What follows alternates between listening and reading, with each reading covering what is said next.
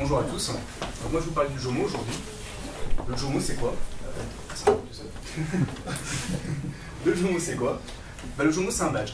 C'est un badge comme celui des années 80, sauf que celui-là il est connecté, il a un écran et il est interactif. Très bien. Mais à quoi ça sert? Comme le badge des années 80, ça sert à afficher une image, à diffuser une valeur, une idée, un texte. Très bien. Et comment ça marche? Il est connecté, je l'ai dit tout à l'heure. Il est connecté en Bluetooth à son smartphone, à sa tablette, à son ordinateur, à n'importe quel appareil qui fait tourner de l'Android, de l'iOS, du Windows Phone. Il a un écran de 4K, donc on est comme sur les Retina Display de chez Mac. Il a un NFC aussi qui lui permet de communiquer avec.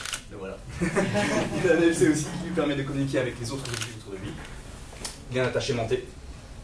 Ça n'abîme pas les vêtements. On peut le mettre où on veut, surtout à partir du moment où il y a une partie aimantée. Voilà. Et une autonomie de 10 heures minimum. Avec un appareil, on peut piloter un Jomo ou plusieurs Jomo. Je suis en train de perdre mon attache.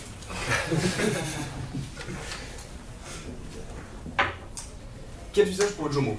Aujourd'hui, on a identifié deux grands axes. Le premier, c'est le marketing. Le deuxième, c'est la PLV.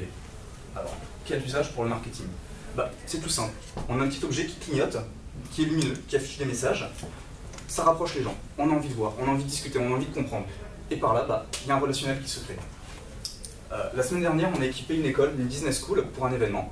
Et une étudiante est venue nous voir en nous disant j'ai besoin d'un stage. Et est-ce que je peux utiliser votre Jomo pour diffuser ce message? On lui a fait un Jomo. Elle est venue nous voir une demi-heure après en nous disant ça y est, j'ai mon stage. Parfait, merci. Bon. Donc, on est sur de l'identification de personnes. On sort du lot. On se met en œuvre. Et ça permet tout ça de diffuser des valeurs. Un usage PLV. Là, c'est relativement évident. Les promotions. Donc, on peut avoir la promotion comme à l'entrée du magasin. On peut avoir une promotion ponctuelle. Aujourd'hui, entre 16h et 17h, moins 50% sur la t-shirt rose. Puis, on peut avoir une promotion spécifique au Jomo.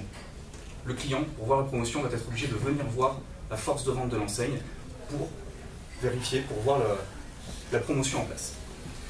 On va avoir de la vente suggestive aussi. On va avoir des fast-food, par exemple, qui vont équiper leur ligne de caisse, par exemple un McDonald's, qui va équiper sa ligne de caisse avec de la vente suggestive. On est en train de commander son Big Mac avec frites Coca, puis une boîte de nuggets et un sandwich qui passe. Et on va se dire, tiens, petite boîte de 4 sauces chinoises, ce serait pas mal.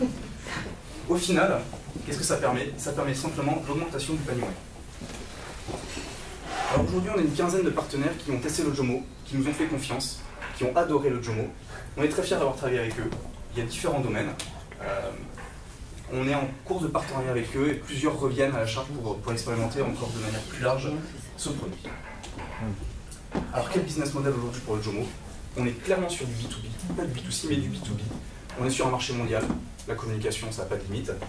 Et on est sur de la location, vraiment de la location, donc qu'elle soit ponctuelle, courte durée, moyenne durée, longue durée, pas de vente. À titre d'exemple, on peut parler de l'ordre de 60 € par Jomo par jour pour un Jomo ponctuellement. Bien évidemment, c'est dégressif avec les volumes et la durée. Où on en est aujourd'hui? On a une trentaine de prototypes depuis à peu près 4 mois. Le prototype final qui arrive dans un petit mois maintenant. Et une industrialisation prévue en juillet pour une livraison de la première série en septembre, fin septembre, début octobre. C'est l'industrialisation. C'est du Made in France, 100% Made in France, 100% Made in Pays de la Loire. En test depuis 4 mois, chez tous les partenaires que vous avez pu voir juste avant.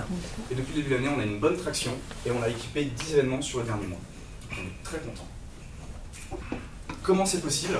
Grâce à cette équipe, nous avons Henrik, notre CEO, de formation designer industriel, lauréat de plusieurs concours de design et d'architecture. Nous avons Vincent, notre ingénieur électronicien, un ex-Wissings, c'est un petit génie. Premier concours général en même temps qu'il a eu son bac, mention très bien à l'âge de 17 ans. On est très fiers de l'avoir. Et moi-même, ex-Airbus, ex-Fox, je suis dans ce monde de la startup depuis quelques années maintenant.